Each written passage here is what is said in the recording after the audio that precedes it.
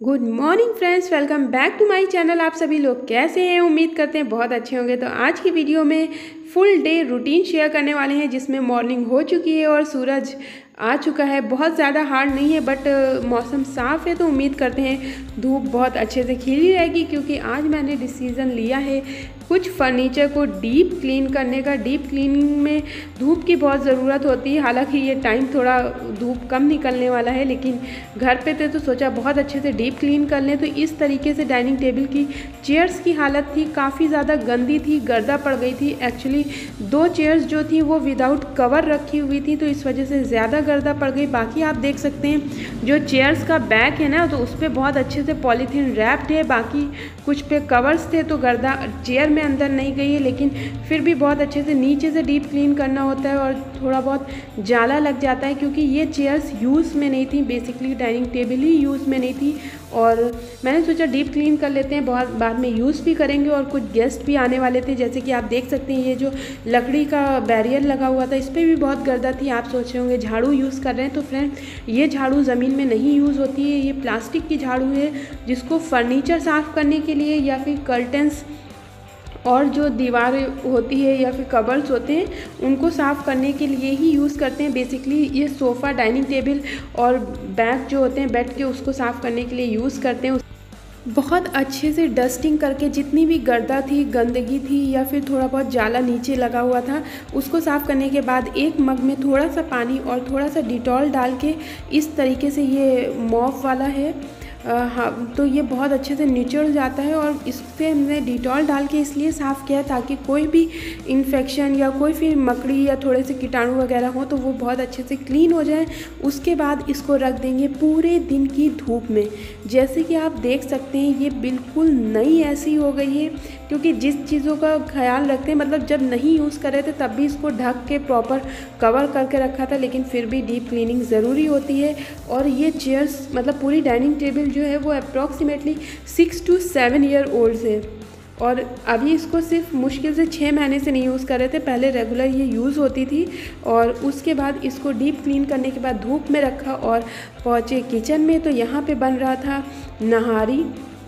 नहारी जो लोग नहीं जानते हैं, वो नॉनवेज डिश होती है, जिनको बहुत से लोग पाए भी बोलते हैं। तो कुछ इस तरीके से पहले तेल में प्याज को भूना और उसमें डाला है लहसुन अदरक का पेस्ट और थोड़ा सा पिसा हुआ मेवा।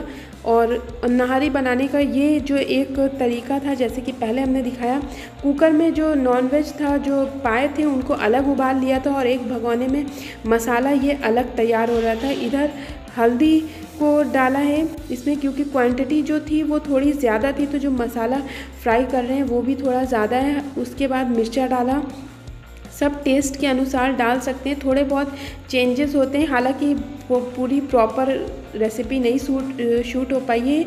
ये धनिया थी, और ये धनिया, हल्दी और मिर्ची की क्वांटिटी लगभग सेम थी। एग्जैक्टली तो मैं नहीं बता पाऊँगी। और इस तरह से कुछ मसाला भून रहा था, मसाले में थोड़ा सा लहसुन अदरक और प्याज का पेस्ट था। ये था एक पेस्ट होता है, गरम मसाले जो पिसे हुए होते हैं, उस तरह का घर पे बना के रखती हैं मेरी मम्मा, उसको डाला गया। फिर इसमें नमक डाला गया, और नमक थोड़ा कम इसलिए डाला था ताकि बाद में टेस्ट करके हम लोग उसके अकॉर्डिंग डाल सकते हैं। उसके बाद इसमें एक और मसाला आई थिंक कोई पड़ा है, ये अदरक का मसाला है, मीन्स पिसी हुई, जो पिसी सूखी अदरक होती है वो भी थोड़ी सी पड़ी है। और उसके बाद इसमें हमने डाला एवरेस्ट का मीट मसाला। एवरेस्ट का मीट मसाला जो था वो जब मसाला लगभग तैयार होने पे था तब डाला था। और इस तरीके से इसमें ये खड़े मसाला एक ही डाला हुआ था, यही तेज़पत्ता। बाकी जो खड़े मसाले पड़ते हैं वो हम लोग ने डाल दिया था उसमें।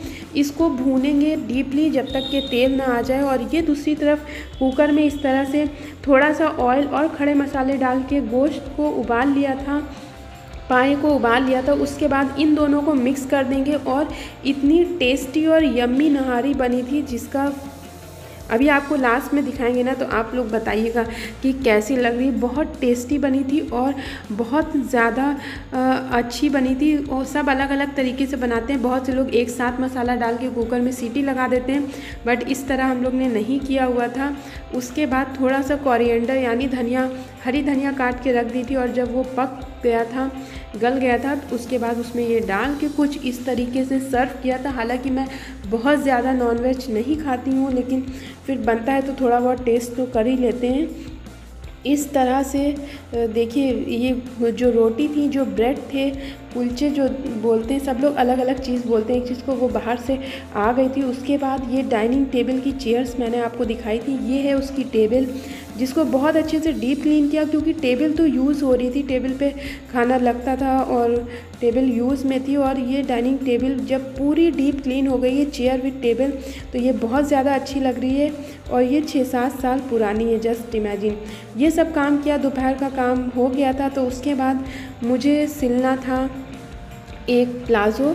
हालांकि मैं प्रोफेशनल नहीं सिल पाती हूँ, लेकिन मैंने डिसाइड किया था, एक सूट लिया हुआ था, काफ़ी अच्छा है, कॉस्टली है, महंगा है, वेडिंग में ही पहन के जाने वाला है।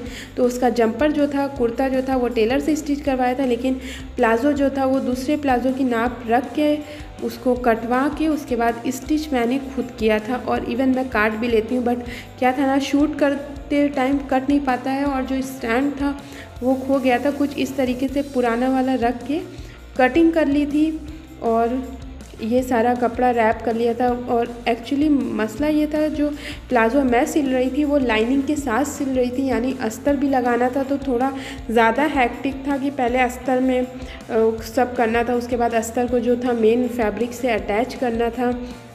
इस तरह से मैंने स्टिचिंग शुरू की और ये स्टिचिंग प्रॉपर मैंने की थी। और इस सूट की अगर पिक हो पाएगी ना, मैं वेडिंग में पहन के गई थी, उस दिन का व्लॉग आई थिंक मैंने नहीं बनाया था और ना अपलोड किया था, तो साइड में मैं लगा दूँगी। बहुत अच्छा बना था, बहुत अच्छा फॉल आ रहा था। तो जो भी आजकल फैब्रिक बहुत हल्के हल्के आ रहे हैं, अगर आपको लग रहा है कि बहुत हल्का है तो उसमें आप लाइनिंग लगवा लीजिए, तो प्लाज़ो जो होता है उसका फॉल बहुत अच्छा आता है और बहुत कंफर्टेबल भी रहता है, कि ऐसा मेरा मानना है। इस तरह से मैंने मेन फैब्रिक नीचे वाला है और ये ऊपर वाला जो है ये अस्तर है, इस दोनों को अटैच कर लिया था। ये ऊपर जो होता है नेफी के पास का, यानी जो ज़ारबन डालने का, नारा डालने वाला स्पेस होता है, उसको मैं बना रही थी। उसके बाद वो ऑलमोस्ट थोड़ा बहुत इनकम्प्लीट था, लेकिन चावल बने, रोटी वहाँ पे बन रही थी। उसके बाद इतने सारे बर्तनों को क्लीन किया और किचन बहुत बुरी तरह से फैला हुआ था। वो सब क्लीन करने के बाद ये सुबह से आए हुए पार्सल रखे थे नायका के, उनको मैंने सोचा अनबॉक्स कर लें। कुछ फ्लिपकार्ट से सामान मंगवाया हुआ था। अगर बहुत से लोग पूरा व्लॉग नहीं देखते ना, तो उनके लिए सेपरेट वीडियोस भी डालते हैं, पर्टिकुलर किसी भी प्रोडक्ट की अनबॉक्सिंग और रिव्यू। और बचे हुए जितने भी चेयर्स के कवर थे उनको उसी टाइम साथ ही साथ धुल के डाल दिए थे मशीन से, इसलिए वॉश हो गए थे बहुत जल्दी और सूख भी जल्दी गए थे। तो ये नायका से मैंने मंगवाया था निविया का फेस वॉश, जो कि सैफ्रॉन का है। और उसके बाद मैंने फ़्लिपकार्ट से एक ड्रेस मंगाई थी जो कि येलो इन कलर में है। उसका भी सेपरेट वीडियो आई थिंक मेरे चैनल पे अपलोड हो गया होगा या आने वाले टाइम में हो जाएगा। कुछ इस तरीके की ड्रेस थी। उसके बाद क्या हुआ, आज का दिन बहुत हैक्टिक था, बहुत ज़्यादा काम किया, प्लाज़ो सिला, डीप क्लीनिंग की, फर्नीचर की। उसके बाद कुछ बताशे आ गए थे, पानी बताशे। तो जो बाहर से पानी बताशे आए थे वो तो आए थे, और थोड़े बताशे मेरे पास घर पे रखे थे। एक्चुअली मसला टाइम का फंस जाता है तो पानी वानी तैयार नहीं हो पाता। तो ये मौका बहुत अच्छा था, क्योंकि उसके साथ जो पानी मिला था बताशे का वो बहुत ज़्यादा था। तो कुछ बताशे मैंने तल लिए थे और इस पानी में जो एक्स्ट्रा पानी बचा था उसके साथ खा लिए थे एक चटनी और वो लगा के। इस तरीके से ऑलमोस्ट रात हो गई थी और इतना काम करने के बाद, इतने बताशे खाने के बाद फिर डिनर करने का मन नहीं हुआ। कुछ इस तरीके से मैंने अपना पूरा दिन गुजारा। अगर कुछ भी आपको पूछना, कोई क्वेरीज है तो कमेंट सेक्शन में पूछ सकते हैं। थैंक